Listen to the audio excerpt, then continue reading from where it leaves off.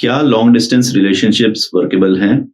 अगर वर्केबल हैं तो कितने टाइम की ड्यूरेशन है जितने में ये काम कर सकते हैं, जितने में काम चल सकता है? महीना, 2 महीना, 6 महीना, 1 साल, कितने टाइम तक एक लॉन्ग डिस्टेंस रिलेशनशिप सस्टेन कर सकती है और उसके बियॉन्ड उसको नहीं जाना चाहिए। इस तरह की बहुत सारी चीजें हैं, बहुत सारे कंसर्न हैं मैरिज काउंसलिंग के दौरान आते हैं, स्पेशली जब दोनों ही पार्टनर्स वर्किंग हैं, ट्रांसफरेबल जॉब में हैं और डिस्टेंस लोकेशंस पर हैं। इसके लिए सबसे पहले हम कुछ बुनियादी कॉन्सेप्ट देखते हैं, जो बेसिक्स हमारे कॉन्सेप्ट हैं। सुबह जब हम उठते हैं और रात तक हमारे जो इमोशंस हैं वो बहुत तरह के चेंजेस होते हैं उसमें। आप सुबह उठे तो बहुत खुश थे, दोपहर तक आपका कुछ और इमोशन था, शाम तक, रात तक आप एक अलग इमोशंस फील कर रहे थे, फेस कर रहे थे, अलग सिचुएशन फेस कर रहे थे। तो कितने इमोशंस आप फेस करते हैं, फील करते हैं, ये इस बात पर भी डिपेंड करता है कि कितने लोगों के साथ आपकी डीलिंग है, किस तरह के प्रेशर सिस्टम में आप काम कर रहे हैं, किस तरह के डिसीजंस आपको लेने हैं। एक नॉर्मल एस्टिमेट ये है कि जितने ज्यादा लोगों से आप मिलेंगे उतने ज्यादा आपके इमोशनल शिफ्ट रहेंगे, उतने ज्यादा ही आप डिफरेंट इमोशंस फील करेंगे, क्योंकि वो अपने इमोशंस भी आपके साथ शेयर करेंगे। तो जितने ज्यादा लोगों के साथ आपकी नॉर्मल एक वर्किंग डे में डीलिंग है, उतनी ही ज्यादा आपकी इमोशनल स्विंग है, इमोशनल मूवमेंट है। एक बेसिक, सबसे बेसिक ह्यूमन नीड है, ह्यूमन रिक्वायरमेंट है, वो है शेयरिंग ऑफ योर इमोशंस। हर व्यक्ति की रिक्वायरमेंट है कि वो अपने इमोशंस शेयर करना चाहता है। वो खुश है तो अपनी खुशी बांटना चाहता है, अगर फ्रस्ट्रेटेड है तो फ्रस्ट्रेशन भी शेयर करना चाहता है, ताकि वो उसको उस प्रेशर को रिलीव कर सके जो उसके अंदर बिल्टअप हो गया है। रिलेशनशिप्स क्या काम करती हैं? सबसे पहले रिलेशनशिप्स हमारे कौन सी पर्पस सॉल्व करती हैं? सबसे बेसिक पर्पस जो हमारा सॉल्व करती हैं, शेयरिंग ऑफ इमोशंस। आप अपने इमोशंस शेयर कर पाते हैं, जिससे आप बिल्टअप नहीं होते वो इमोशंस आपके अंदर, और आप उसको बाहर निकालते हैं और एक नॉर्मल आपकी मेंटल हेल्थ उसमें रहती है।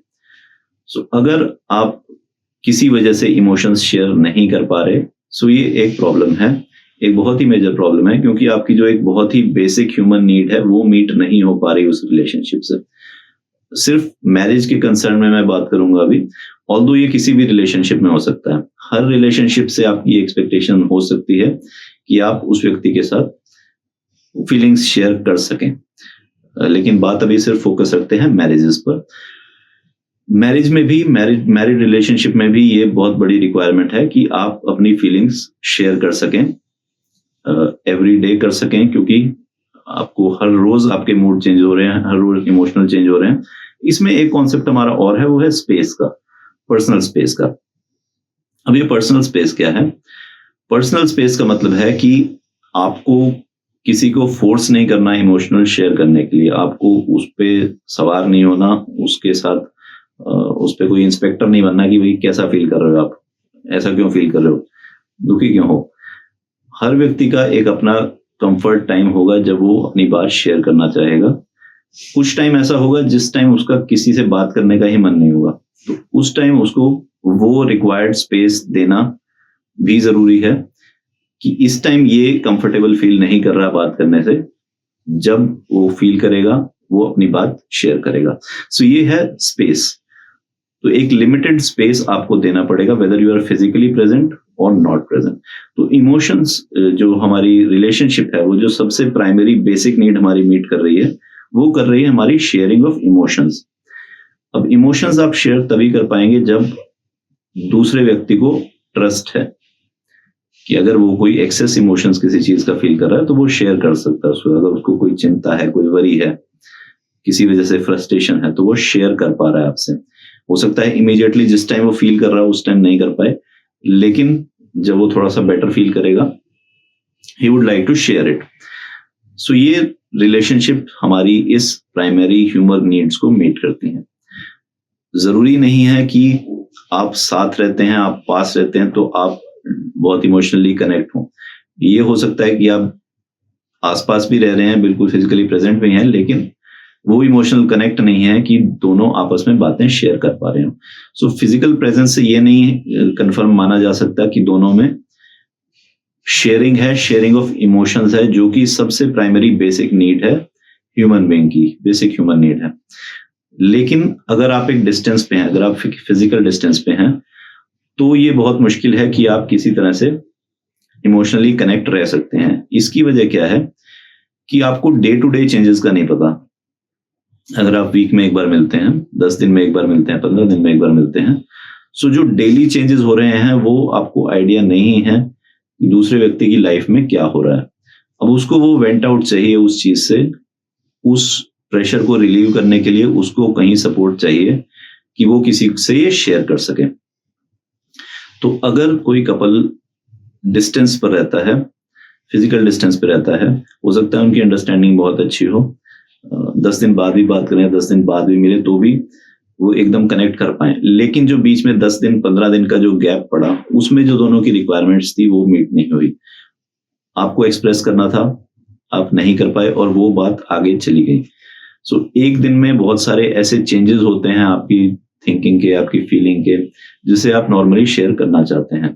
सो नॉर्मली डेली हो जाना चाहिए, 2 दिन में होना चाहिए, लेकिन रेगुलरली होते रहना चाहिए। जब उसमें एक गैप पड़ जाता है, सो क्या होता है उसमें कि जो भी पार्टनर है रिलेशनशिप्स में, वो जो भी उनके पास कंफर्टेबल कन्वीनियंट व्यक्ति अवेलेबल है उसके साथ वो शेयर करते हैं, क्योंकि उन्हें अपना स्ट्रेस रिलीव करना है। जैसे ऑफिसेज में होता है, ऑल्दो इसको लोग कहते हैं बड़ी नेगेटिव चीज है, लेकिन मजा बहुत आता है किसी के बारे में बात करने में, किसी की बैक बाइटिंग करने में, उसने ऐसा था, किसी का मजाक बनाने में बहुत मजा आता है। अब ये मजा किस लिए आता है? मजा इसलिए आता है क्योंकि वो चीज आपका प्रेशर रिलीव कर रही है। आप एक सर्टेन स्ट्रेस फेस कर रहे हैं और उस स्ट्रेस से आपको निकलना है, उसको शेयर करना है। तो आप अपने कलीग्स के साथ कर रहे हैं, किसी का मजाक बना रहे हैं, किसी की बैक बाइटिंग कर रहे हैं, उसने ऐसे कह दिया, उसने ऐसे कह दिया। सो ये एक बहुत ही इंपॉर्टेंट वे है जिससे आप अपना स्ट्रेस रिलीव करते हैं। अपने कलीग्स के साथ स्ट्रेस रिलीव करते हैं, अपने फ्रेंड्स के साथ करते हैं, अपने हस्बैंड या वाइफ के साथ करते हैं। सो ये तरीका है आपका स्ट्रेस रिलीव करने का। जब कपल डिस्टेंस पर रहते हैं तो ये उनके पास अवेलेबल नहीं होता, और उसके बाद उनको वेंट आउट चाहिए। तो वेंट आउट कहाँ मिलेगा? जहां वो मैक्सिमम टाइम स्पेंड कर रहे हैं। अब इसमें जैसे कुछ वीडियो पहले भी मैंने बात की थी, जो प्रेमानंद जी महाराज ने कहा था कि रिलेशंस इतने एक्सेस रिलेशंस क्यों हो रहे हैं, मल्टीपल रिलेशंस क्यों हो रहे हैं? उसकी वजह ये है कि जो लाइफ है, स्पेशली जो वर्किंग कपल्स की लाइफ है, कॉर्पोरेट में जॉब कर रहे हैं, प्राइवेट सेक्टर में जॉब कर रहे हैं, उनकी जो लाइफ है वो उनको अलाउ नहीं कर रही कि वो एक दूसरे के साथ इमोशनल शेयरिंग कर सकें, इमोशनल एक्सप्रेशन कर सकें। सो इमोशनल एक्सप्रेशन अब वो वेंट आउट कहाँ करेंगे? उनके साथ करेंगे जिनके साथ वो मैक्सिमम टाइम स्पेंड कर रहे हैं। सो अगर आप ऑफिस में 8 या 10 घंटे स्पेंड कर रहे हैं, सो आपके लिए क्लोजेस्ट पर्सन वो है जिसके साथ आप हैं, जिसके साथ आप एज टीम काम कर रहे हैं, जिसके साथ आप मिलकर काम कर रहे हैं, क्योंकि उसके साथ आप मैक्सिमम टाइम है। तो बेटर अंडरस्टैंड आप उसे करेंगे और वो आपको कर पाएगा। तो ये वजह है कि कपल ना मिल पा रहे हैं, ना उनका कोई इमोशनल कनेक्ट हो रहा है। अब उनकी जो डेली के जो चेंजेस हैं, डेली के जो इमोशनल उतार चढ़ाव हैं, उसको शेयरिंग को, उसको स्पेस नहीं मिल रहा कि वो बाहर निकले, और उसको बाहर निकालना जरूरी है मेंटल हेल्थ के लिए। अदरवाइज वो प्रॉब्लम क्रिएट करेगा, आपको अलग अलग तरह की एंग्जाइटी, इंसोमेनिया, इस तरह की चीजें देगा। तो फिजिकली दूर रहना, सेपरेट रहना, चाहे एक सिटी में हो लेकिन आप मिल नहीं पा रहे, आप दोनों बहुत स्ट्रेस जॉब में हैं, मिलते हो बहुत ही थोड़े टाइम के लिए, जिसमें दोनों के पास भी टाइम नहीं है कि वो किसी तरह से कुछ कनेक्ट कर पाए। तो साथ रहते हुए, सिंगल सिटी में रहते हुए भी वो सफिशिएंट टाइम नहीं दे पाना कि कनेक्ट हो पाए, ये भी एक प्रॉब्लम है। इसको भी डिस्टेंस ही माना जाना चाहिए, लॉन्ग डिस्टेंस ही माना चाहिए। बेसिकली डिस्टेंस क्या है? डिस्टेंस फिजिकल भी हो सकता है, इमोशनल भी हो सकता है। तो किसी भी तरह के लॉन्ग डिस्टेंस रिलेशनशिप में, तो फिजिकल तो स्पेशली, क्योंकि आप अगर दूर ही हो गए तो आपको पता ही नहीं कि उसकी लाइफ में चल क्या रहा है। अगर आप 15 दिन बाद मिल रहे हैं, 20 दिन बाद मिल रहे हैं, महीने बाद मिल रहे हैं, तो बेसिकली आपको आइडिया ही नहीं है कि सामने वाले की लाइफ में चल क्या रहा है, कौन से इमोशन वो डेली फेस कर रहा है, क्या सिचुएशन वो फेस कर रहा है, और कैसे उसके साथ डील कर रहा है। तो जरूरी नहीं है कि आप फिजिकली साथ हैं तो कनेक्टेड हैं, लेकिन अगर आप दूर हैं, फिजिकली दूर हैं, तो आप सर्टेनली आउट ऑफ कनेक्ट हैं, सर्टेनली आप उस व्यक्ति से कनेक्टेड नहीं हैं। आपको बिल्कुल आइडिया नहीं है कि वो वो किस फीलिंग्स से गुजर रहा है अभी, और क्या उसको सपोर्ट चाहिए। सो फिजिकल प्रेजेंट होना इमोशनल कनेक्ट की गारंटी नहीं है, लेकिन फिजिकली एब्सेंट होना सर्टेन है कि वो कनेक्ट नहीं रह पाएगा। सो long distance relationship does not work, ये किसी भी तरह से काम नहीं कर सकते। कोशिश करनी चाहिए जल्दी से जल्दी, अगर कोई अर्जेंसी ऐसी आ गई है तो मैक्सिमम 6 महीने 8 महीने, इससे ज्यादा कोशिश करें कि फिजिकली डिस्टेंस पर ना रहें, आसपास रहें। इससे ज्यादा डिस्टेंस तो आपका जो भी पार्टनर है वो अपने इमोशंस के लिए किसी और को उसे ढूंढना ही पड़ेगा, otherwise he will face his own mental health issues. Specially अगर वो बहुत ज्यादा लोगों से डील कर रहा है या फिर उसका काम बहुत स्ट्रेसफुल है, तो फिजिकल डिस्टेंस एटलीस्ट नहीं रहना चाहिए।